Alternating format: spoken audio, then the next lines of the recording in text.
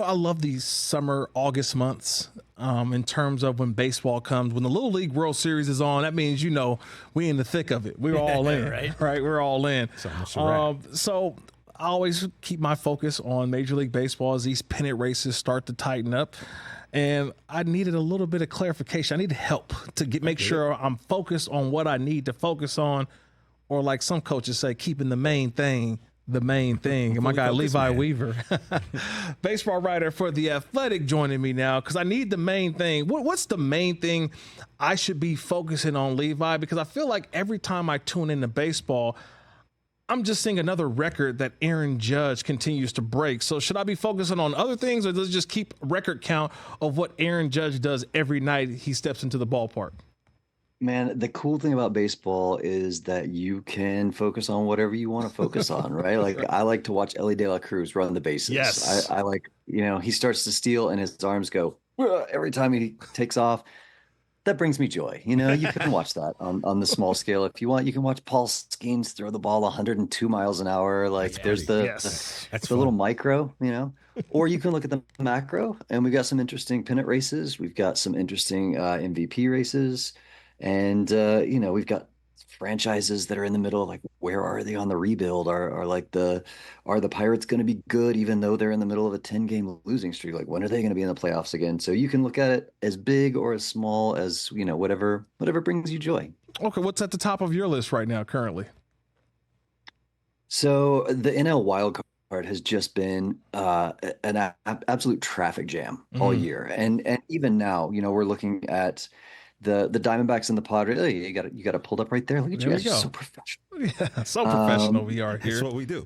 They're 9-1 in their last 10 games. They've really kind of been taken off. The Braves currently in a wild card spot, but they've been so injured and just so beaten up all year. The Mets are incredibly streaky, so they could, drop completely out of it, or they could, catch the Diamondbacks and Padres. You never know with the Mets. And then look at that, you got 3 teams down there that are tied. And it's 4.5 games. That's a lot of teams that are still in it. 4.5 games is not that big of a deficit on August 15th. And I think it's not as much of a logjam as it was, 2 weeks ago, where teams like the Pirates were still kind of in it before they completely dropped out. The Cardinals are not doing great. They're, I think, on like a 4-game losing streak. The Cubs kind of made a little post All-Star game run to try to be relevant. I don't know. There's 6 games out now. That's probably too many teams to jump. But I love that there are still so many fan bases that can in August, right? Like I'm old enough, as you can tell from the white and the beard, to remember when like June 10th, like 2/3 of the league was already done. Looking forward to next year, right? And now you've got a lot of teams and a lot of their fan bases still with like a glimmer of hope. If things break just right. Kirk and Levi, I'm a Mets fan, Levi. So today we had the Hawk Tua girl throw out the first pitch. So I'm hoping our 15 minutes of playoffs, chasing that wild card, I'm hoping we get an additional 15 minutes and we can keep going towards making this postseason. Yeah, man. Throw the first pitch. Third first Today pitch at the Mets game. Yeah. Okay. You know what I love about the Mets? You know what I genuinely love this about them, and it might sound derogatory, but I promise it's not. They are not afraid to lean into being baseball's biggest melodrama at all times. And the Angels try. But the Angels just sort of have like the trip and fall aspect of it. And the Mets, it's exquisite, right? Like they've got the biggest, like cringy, just like, do you remember a couple of years ago, and I'm not sure what I can say on the air, but there was an item in a player's locker that ended up on television, like that. Mr. Met flipped off a fan. Like they've got that. They've got the trainer. And then Grimace. But they also will then go on like a 10-game winning streak and be a playoff team. Like it's nonstop drama. And don't forget about Grimace earlier this season, Levi. That was Grimace throwing out the first pitch on what we found out was his birthday is what really turned the Mets season around, because I was out. I was done with baseball, and Grimace, something sparked, and here we go. So from Grimace to Hawk Tua, I don't know who we're bringing in next. Where's the beef lady still alive? I don't know, but whatever it takes to get us to continue to make that playoff push, I'm with. Yeah, I think I have a better shot than the Braves, honestly. And I know the Braves are in a wild card spot right now, and they are, I think, probably a better team on paper. But like half of that paper is ripped up and burned right now because so many people have been injured.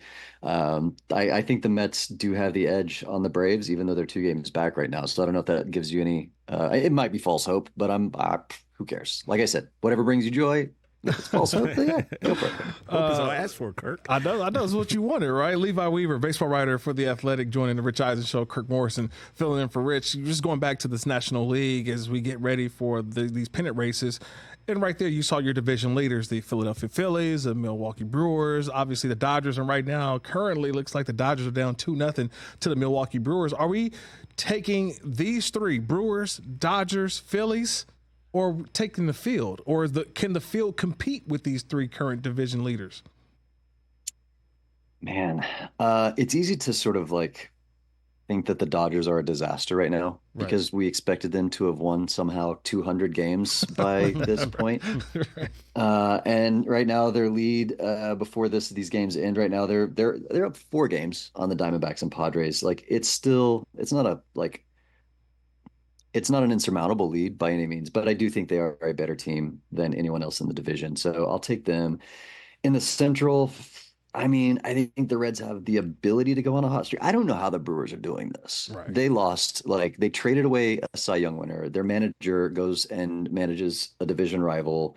Their closer gets injured on like day 2 of the season or something. And they're still up 4.5 games. So the Brewers are a mystery to me. Love it. And then the Phillies are, I mean, I think the Phillies are fine. They've been struggling a little for like a month and a half, but they built up such a big lead. I don't think the Braves or Mets are going to catch them. The Phillies might be getting lucky that the Braves have had so many injuries, or that might be a closer race, but I just don't see anybody catching the Phillies. So, yeah, I'm not going to take the field on this one. I'm taking the current division leaders. I like that. League. There we go. What about MVPs, though? Because usually you kind of have an idea, but is it sort of already wrapped up, or will the last 5-6 weeks of the season really determine or give the writers a little bit more to think about when it comes to filling out that ballot for the National and American League's MVPs? Yeah. So full disclosure, I have an AL MVP award, so I can talk about it. I have a vote in the AL MVP, so I can talk about it in general terms. Yes. But I can't give you a favorite. We are looking at 2 players in the American League, Aaron Judge and Bobby Witt Jr., who might be having the best season of all time at their position in center field and at shortstop. Right. That's crazy for that to be happening in the same year. It's not going to be an easy vote. In the National League right now, your wins above replacement leader, at least according to Fangraphs, is Shohei Ohtani, a designated hitter. Right. And the vote for him when he was the AL MVP was like, yeah, but he pitches also. That's added value. So, you have to sort of give him a little extra credit for that. And I agreed with that. Now he's a designated hitter. He's not even playing defense. He's not pitching either. Is he the most valuable player? I mean, maybe he has hit so well that he still might be the most valuable player just as a hitter. Elly De La Cruz, I think, is at least in the conversation. But that probably depends a lot on if the Reds are able to go on a hot streak at the end of the season and really make the playoffs. I think voters tend to, and I don't have a vote in that one, so I can speak a little more openly about it. Voters tend to give, I guess, sort of bonus points if your team wins, right? Like if your team loses, finishes in last place, they could have done that without you. So what's your value? I think the value that Elly De La Cruz brings is, to use a word that is much too young for me to be using, vibes. Yes. But also, he's a very good player, a good defender. His speed is good. He's got good power. And if the Reds do make a run at the playoffs, I think he's a big reason why.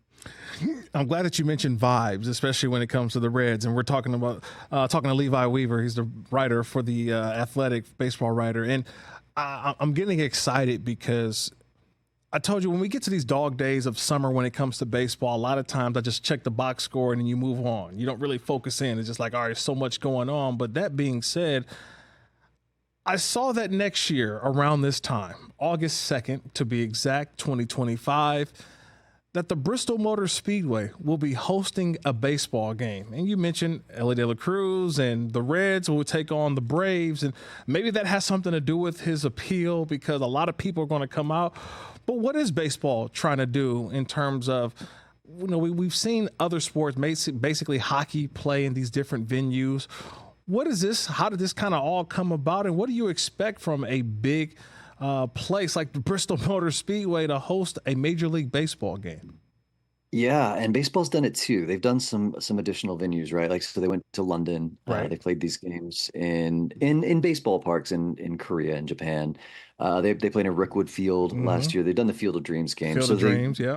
They're not new to trying some things. This is definitely going to be different, though. It's very likely that they'll break a record for the largest regular season attendance at a game. If you're going to play at Bristol, I think Cincinnati and Atlanta they're the two, I think, closest teams. So that's a great matchup there. You're going to get Ellie De La Cruz. You hope Ronald Acuna Jr. is back by then, maybe Spencer Strider, like some of the bigger names in the sport. And I think it's cool. I am not a NASCAR guy, so I've never been to Bristol. Right. I couldn't tell you anything about the atmosphere there. But I have heard that it's amazing. I mean, 100,000 people. I've been to music festivals that have that many people, and the energy is insane. So I cannot imagine that at a baseball game when you've got sort of two teams that are from around that area. Yeah, I think it's going to be crazy. I'll be very interested to see the dimensions of the field and how they fit it onto the infield and all that nerdy stuff. Like, what are going to be the park factors? And like are you more or less likely to hit home run? What's the air pressure like at Bristol, Tennessee? But yeah, I think it's cool. I think they should continue to do this. I would love to see baseball on every continent, with the exception of Antarctica. I think that would be maybe a little bit tricky, but yeah, they expand the game, go places you haven't gone before. The other thing I think is interesting too is a couple of years ago, Rob Manfred said that he really wanted to expand the league to 32 teams, but we can't do that until we get the stadium situations sorted out in Oakland and in Tampa. Well, Oakland, I don't know, sorted. Yes, still waiting. But something happened there. Is it Sacramento? Is it Las Vegas? I mean, we don't know. I mean, You're talking to a guy who grew up in Oakland, California. I don't know. What are we doing? Are they the Sacramento A's? They're going to be the Oakland A's next year. The Las Vegas A's. They haven't broke ground in Las Vegas. But don't ask me. I'm not a fan anymore. So I'm good. It's a mess. Sell the team, John Fisher. But yes. But now that those two things are sorted, Major League Baseball might be looking to Tennessee to be like, could you guys support a major league team in Nashville? I know Nashville's one of the possible candidates. So that's another maybe side factor to look at and see how the crowds go. Keeping baseball relevant in August. I like it. Major League Baseball doing something different, keeping our eyeballs peeled on the Bristol Motor Speedway next year. So I'm looking forward to that.